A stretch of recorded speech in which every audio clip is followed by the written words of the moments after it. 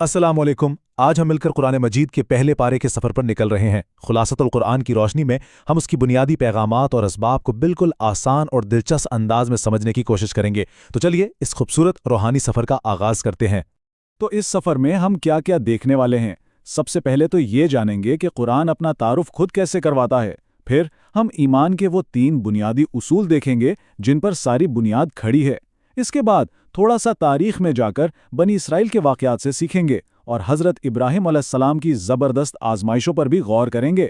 और आखिर में हम इस आलमी पैगाम को समझेंगे जो इस पारे में पूरी इंसानियत के लिए रखा गया है। तो शुरुआत होती है कुरान की सबसे अहम सूरत से, यानी सूरतुल फातिहा से। लेकिन ठहरिए, इसे सिर्फ एक इब्तिदा मत समझिएगा। ये तो दरअसल पूरे कुरान का निचोड़ है, उसकी रूह है। आइए देखते हैं कैसे। देखिए, सूरतुल फातिहा की सबसे खास बात पता है क्या है? इसे उम्मुल कुरान कहा जाता है, यानी कुरान की माँ। अब सवाल यह है कि ऐसा क्यों है?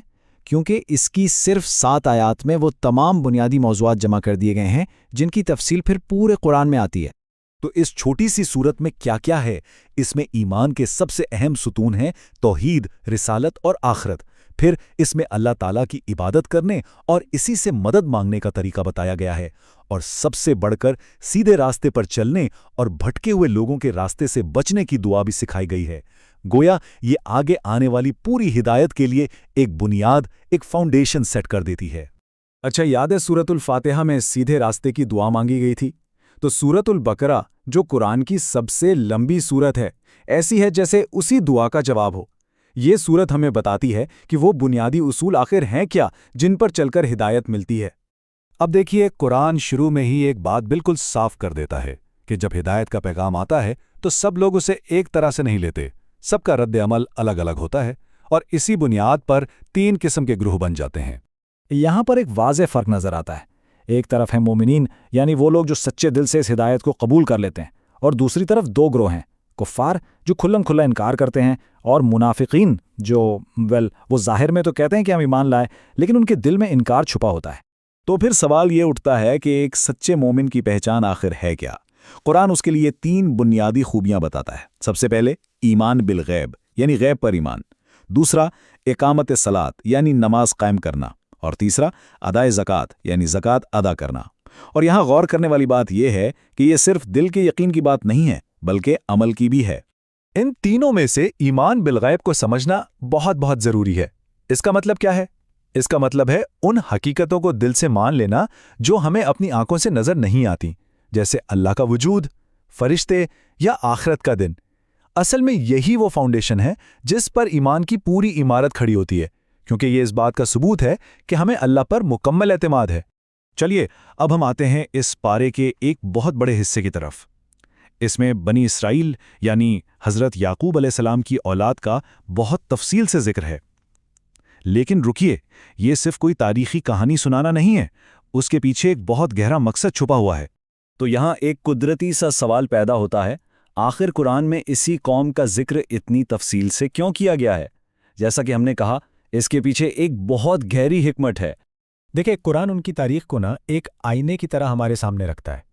एक ऐसा आईना जिसमें हम देख सकते हैं कि जब अल्लाह किसी कौम पर अपनी नेमतों और हिदायत की बारिश करता है तो फर्माबरदारी का नतीजा क्या निकलता है और नाफरमानी का अंजाम कितना इबरतनाक हो सकता है। तो ये सिर्फ उनकी कहानी नहीं, बल्कि ये हम सब के लिए एक सबक है। अंदाज़ा करें, बनी इसराइल को अल्लाह ताला ने बेशुमार नेमतों से नवाजा था।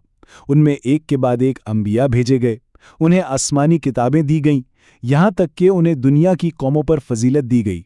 लेकिन इन तमाम नेमतों के साथ बहुत बड़ी जिम्मेदारियां भी आती थीं और उनका इम्तिहान भी इतना ही सख्त लिया गया। तो इन सारे वाक़यात का जो आखिरी सबक है वो बिल्कुल साफ है।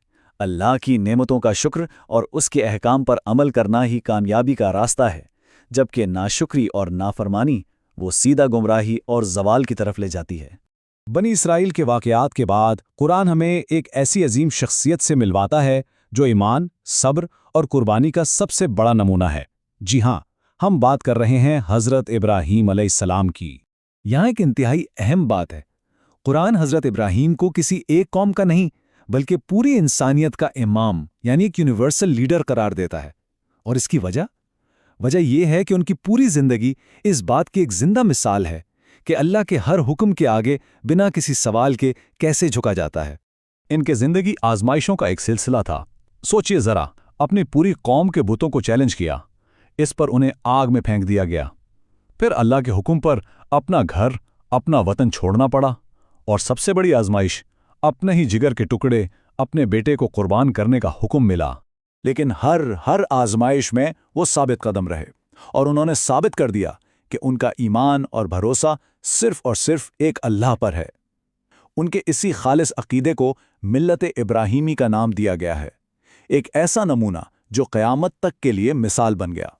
تو حضرت ابراہیم کی اس عظیم مثال کے بعد پہلا پارہ اپنے پیغام کو سمیٹتا ہے، اور اسے سمیٹتے ہوئے ایک ایسی عالمی دعوت دیتا ہے جو کسی خاص قوم یا نسل تک محدود نہیں ہے، بلکہ ہر انسان کے لیے ہے۔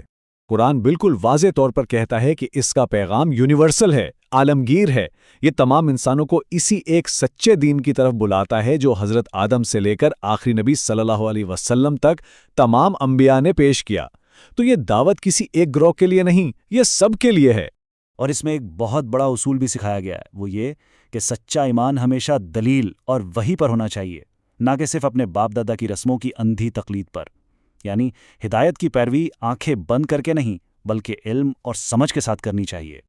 تو پہلے پارے کا یہ خلاصہ ہمیں ایمان، تاریخ اور ہدایت کے ان بنیادی اصولوں سے روشناس کراتا ہے، اور آخر میں یہ ہم سب کو ایک بہت اہم سوال کے سامنے لا کر کھڑا کر دیتا ہے کہ اس بنیادی ہدایت کو سمجھ لینے کے بعد اب ہماری زندگی میں اگلا قدم کیا ہونا چاہیے۔